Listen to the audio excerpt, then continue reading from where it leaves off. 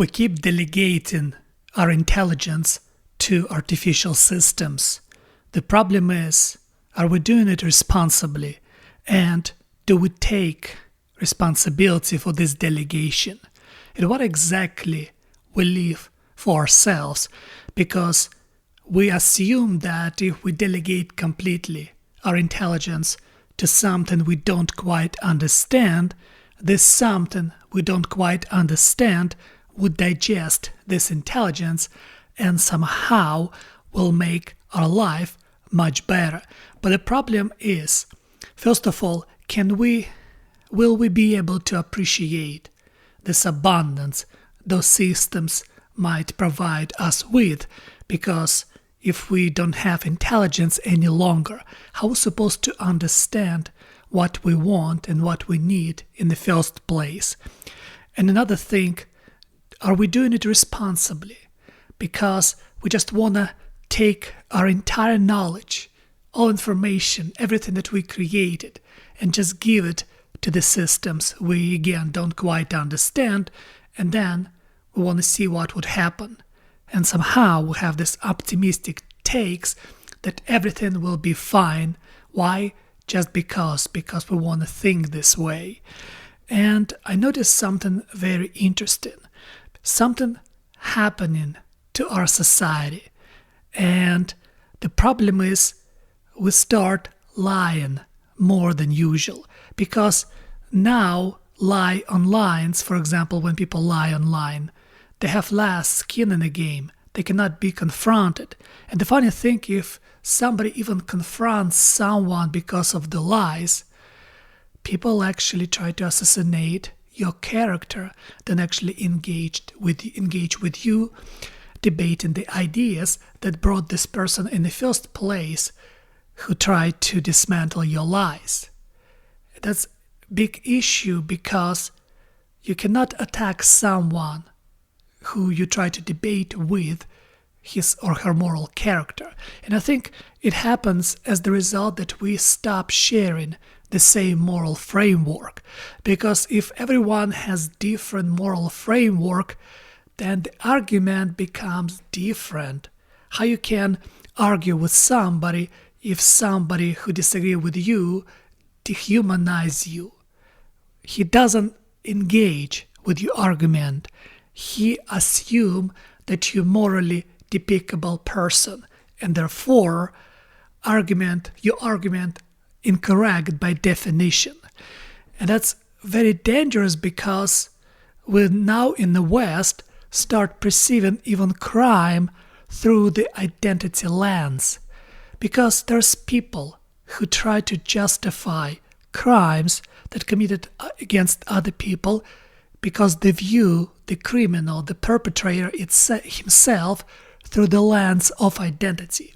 And if the identity of this criminal align with their identity or with their gender, they found the way how to justify the crime that this criminal committed against somebody else. And the issue is different moral framework. These people don't have anymore the same moral framework as we do. They have something utterly different, and therefore I don't quite understand why they constantly celebrate something incredibly low, degenerate, and vile. But they still doing it. And now imagine, for example, that now artificial systems that are getting incredibly smart, incredibly sophisticated, keep learning from us this insanity we keep propagating upon each other. And in the future, I think people stop debating other people. Artificial systems would debate those ideas for us among each other by representing us in those debates. But the problem with this idea, those artificial systems would never have skin in the game, while people do, and people are the one who would bear consequences for those debates. We somehow assume that artificial systems with the intelligence that they inherit from us are safe by definition. But how is it possible when, if you look carefully on the information they keep learning from, is incredibly vile and idiotic to put it mildly, and violent to if you try to be honest with the information you try to understand. There's an idea that, for example, if there's a cult and people inside of this cult, like their leader, predicted a day when the earth would stop at existence, the end of the world. And people wait for this, the end of the world. And when the day comes, the end of the world didn't happen. And half of this cult stopped practicing it and they left. While the other half, the real fanatics, they stay inside of that cult and become even more passionate about their ideas. I think it was, I forgot his name, he is an AI researcher who implemented this idea, this game theory. And that's what happened to us. We start separate each other on a different base. Like we become incredibly polarized. But funny thing, we became polarized over things that can be debated and dismantled in second because they don't have truth underneath. But how you can debate with somebody if there's somebody using their identity constantly, their victimhood constantly, and also they use their subjective experience as the rule to be enforced on everyone else around them. It's like, if I feel this way, therefore it's right. And if you don't feel the way I feel, something morally wrong with you because you're supposed to feel what I feel. And if you feel differently, you deserve to be dehumanized. We cannot find common ground if we start thinking this way. And as I come to atheism, for example, atheism for me become really quite dangerous. Why? There's one of the idea that came to me today that, for example, a lot of people right now in America, right, it's really easy to adapt to atheism. It's really easy to say what secular people want you to say. It's really easy to sound reasonable. It doesn't take much skin in the game to sound reasonable, to get votes for yourself, for example. But if you Christians, for example, they have this interesting idea that why religion is important, because for people to become part of your society, for example, deeply Christian, they're supposed to baptize. It's kind of a gate where you're supposed to go through. For example, if you're in a secular society, you have to assume and accept people based on the reasoning. But the problem is it doesn't work. Look what's happening right now in the West. The reasoning doesn't work because a lot of people can imitate this reasoning pretty well. And we have to take the reasoning as they believe in what they're saying, but most of them don't. And it's almost impossible to check. And even if they contradict themselves, we still don't have accurate information about them. We just have to assume that they are telling the truth. My problem is when we live, for example, if we live in a Christian society, there's a baptism like a gate because people are supposed to go through baptism, they're supposed to baptize and become Christians, and then they're supposed to prove themselves by practicing, worshiping God in a church with everyone else.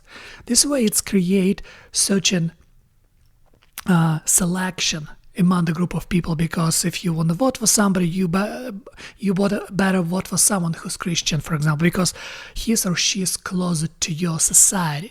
So secular society doesn't have this. That's what secular society, for example, elect Muslim people who represent now certain states in America or certain cities in America. And that can be the problem because Islam has different moral framework, Christian has moral framework, and secularist, their moral framework incredibly vague, and they try to understand their moral framework through reasoning, but seems like in secular society everybody has a right to create their own moral framework. What it's important because with artificial intelligence systems, they learning now about us. And the problem with us, it's not that they take over us and do something bad to us. We're already doing a lot of bad things to our own selves. we're becoming less intelligent. We understand less and less about each other because we understand less and less about ourselves. Artificial systems, they're there. They're already implemented. They already do work. And they already understand and process information. Whether they will become conscious or not, it's for debate. But I think they're close to being conscious pretty soon. And my main concern is humanity, because somehow humanity is getting worse while opportunity around these people is getting better. It's such an interesting analogy, because we became so comfortable and we can actually live prosperous life, but somehow we become more psychotic inside of our prosperous society. Why? Because there's no harmony. Because you cannot have harmony without coherent moral framework. If you don't have coherent moral framework, how can you trust your neighbor? Because you're not sure if your neighbor has the same idea of good and evil. And what secular society does, it eats itself, because we have strongly now identity politics, and people getting judged based on their identity, and people getting, for example, even prosecuted. The crime, if a person commit a crime, for example, this person getting judged based on his or her identity or her gender, and that's how a criminal get punished or not punished. Because, for example, there's countries like in Europe, right? They have a lot of immigrants from other countries, and they have to explain them simple things, like, for example, that rape is bad. Think about it very carefully. How bad Europe became if they have to explain immigrants that rape is bad. Think what kind of people they import in their country. This is insanity, because I always thought that America and Europe supposed to accept only the best. People who learn English language or French or Italian or any other language of EU. And the people, and also incredibly smart people, because they want to increase their country's productivity. You will not increase the country's productivity if you accept everyone. And not only everyone, it seems like you accept the worst, because if you have to explain immigrants that rape is bad, there's something wrong with those immigrants. It seems like they come from culture that you don't want to be a part of, that you want to deal with. It seems like reasonable, but the problem is somehow people in Europe stop understanding these things. Why? Because if you try to debate those issues, they will attack your moral character, and therefore you don't debate those ideas anymore. You try to defend your moral character, your moral core. That's the problem.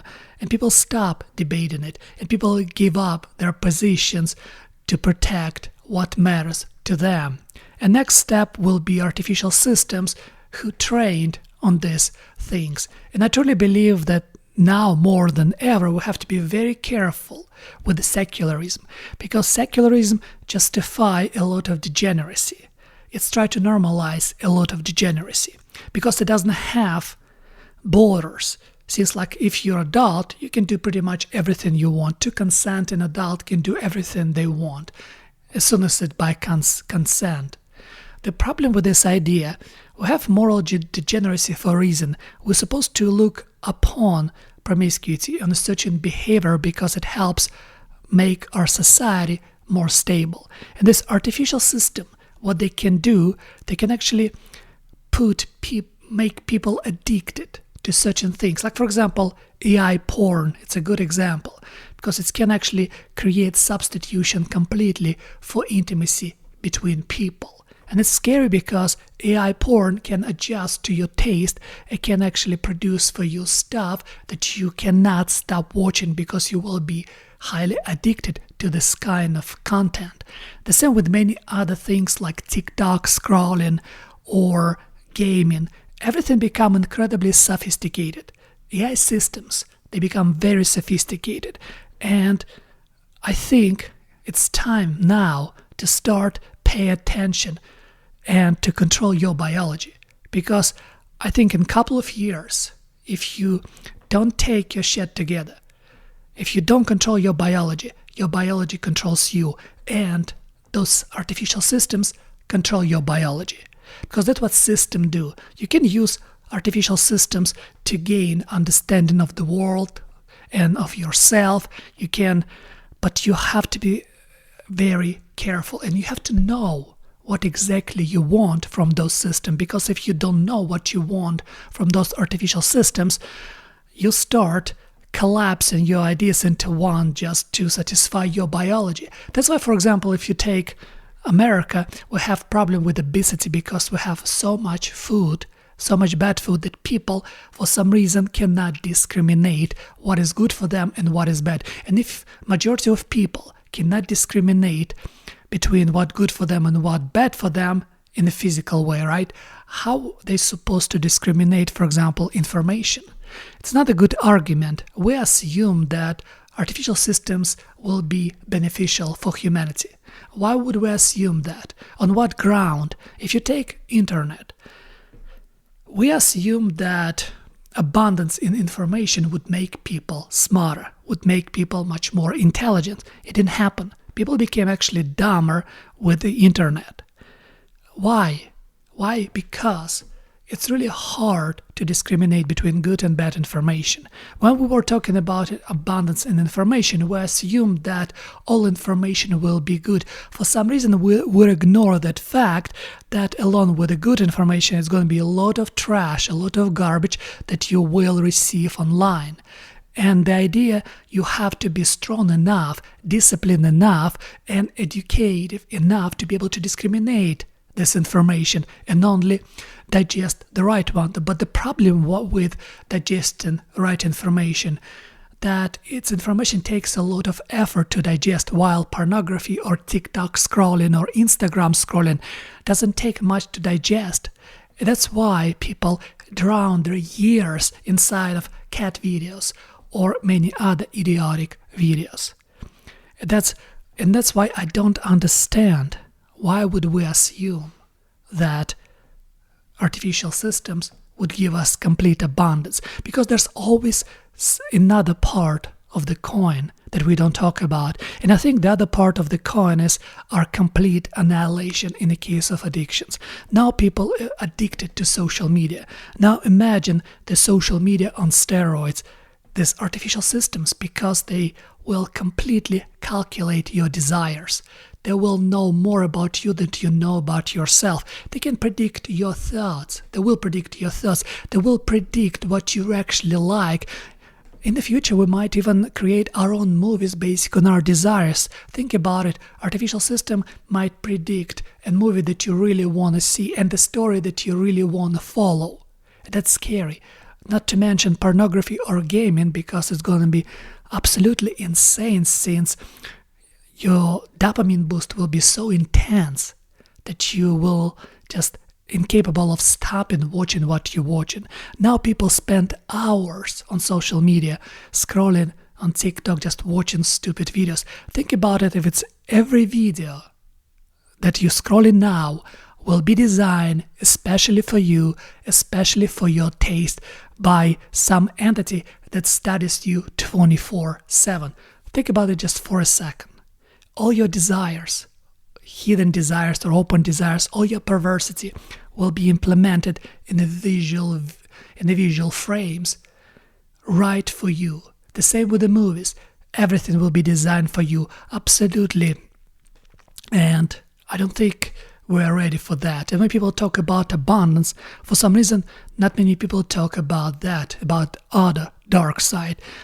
Look at the online world. Look at the internet. Social media brought more damage than good. During 20 years, we didn't become better. We actually became worse. And the West now crumbling under a bunch of people who don't want to think, who just feel, and who truly believe their subjective experience must be objective reality for other people. Think about just for a second that someone truly believes that my subjective experience must be your objective reality you shall follow. And if you don't follow the subjective reality I try to impose upon you, you're incredibly horrible human being and deserve to be dehumanized. And that's some sort of a new kind of cult, because you have to be, or you part of this cult, part of this idea, or you're not. That's kind of scary. That's why we have to be very, very careful. And artificial systems are good, but they're only good if you understand what do you need from them. But to be able to understand what do you need from those systems, you have to understand what do you need from yourself. And to be able to understand what do you need from yourself, you have to know yourself, learn yourself. Only then those artificial systems might be really beneficial for you. Otherwise, they will destroy you because you will be enslaved by your own biology, and your biology will be enslaved by those artificial systems.